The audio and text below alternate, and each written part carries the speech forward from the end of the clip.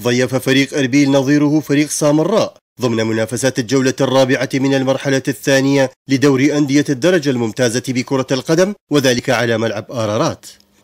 مع صافرة الحكم فارس سامي استحوذ الأربيليون على الكرة وبدأوا بشن الهجمة تلو الأخرى، محاولين تسجيل هدف مبكر للخروج بنتيجة إيجابية بعد تعادلهم الغير متوقع أمام فريق كركوك في الجولة السابقة، لكن التسرع ويقظة الحارس رامي محمد حالت دون ذلك. في الشوط الثاني تراجع لاعبو سامراء إلى خطوطهم الخلفية للمحافظة على نتيجة التعادل، مما سنح لأبناء القلعة الصفراء من تسيد الملعب بشكل كامل، عدا هجمات هنا وهناك لأبناء الملوية التي لم تشكل خطورة تذكر على مرمى سرهنج محسن. في الدقيقة 78 أخرج اللاعب مسلم مبارك فريق أربيل من النحس الذي راوده في المباريات السابقة بتسجيله الهدف الأول لأصحاب الأرض.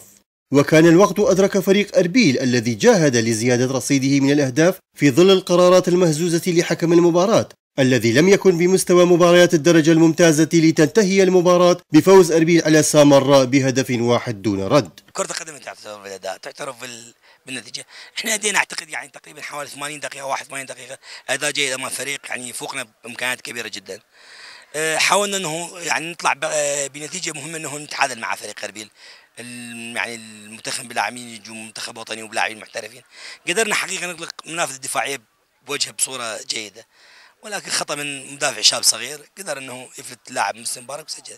قدرنا بالشوط الثاني نحصل على فرص، نستغل الفرص وحصلنا على هدف عن طريق لاعب مسلم مبارك. ادينا مباراة جيدة بس ما استغلنا فرص اول شوط، الحمد لله والشكر ثاني شوط استغلنا الفرص وحصلنا على 3 نقاط المباراة. بهذا الفوز عاد فريق أربيل إلى صدارة المجموعة الأولى بعد أن غاب عنها لفترة من الزمن. سامان بريفكاني، السومرية، مصيف صلاح الدين.